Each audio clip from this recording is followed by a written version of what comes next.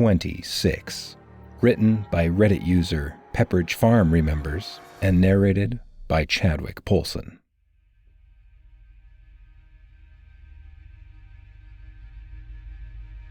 That's how many bodies they found in the pit below my house.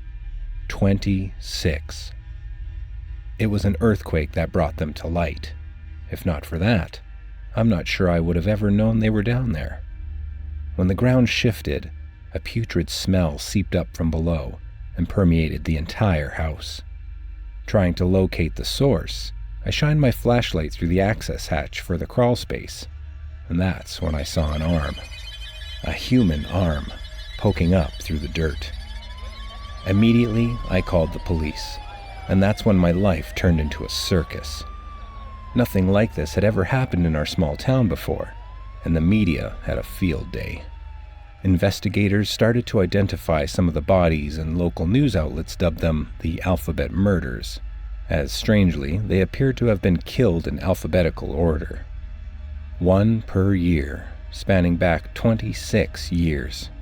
All women in their late teens and early 20s. Amanda Zeller was the last victim.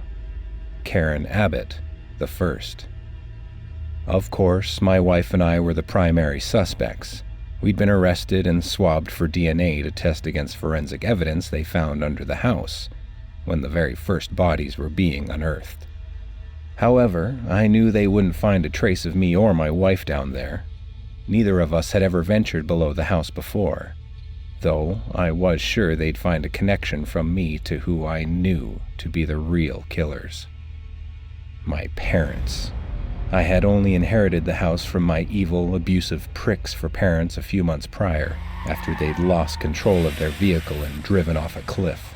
Good fucking riddance was my first thought when I was informed of their deaths. I'd never been more than a punching bag for the both of them.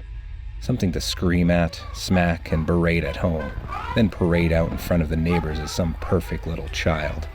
Some perfect little family. It was all bullshit. They were a nightmare, so I ran away when I was 15 and never spoke with them again. Surprised they even left me the house. I figured maybe it was a final fuck you to me when I saw the state of disrepair they left it in. At least it was paid off, but it was going to need a lot of work if I was going to sell it for a good price. That's why I moved back in. And now I realized they weren't just assholes. They were sick, sadistic demons. Both of their DNA was all over Amanda Zeller. They'd done it all, together. The most shocking part was, though, that when they tested my DNA against my parents, it showed I wasn't a familial match. I wasn't their son. We were baffled until they found an older grave, separate from the pit, that contained a young couple whose DNA did match mine. Their first victims.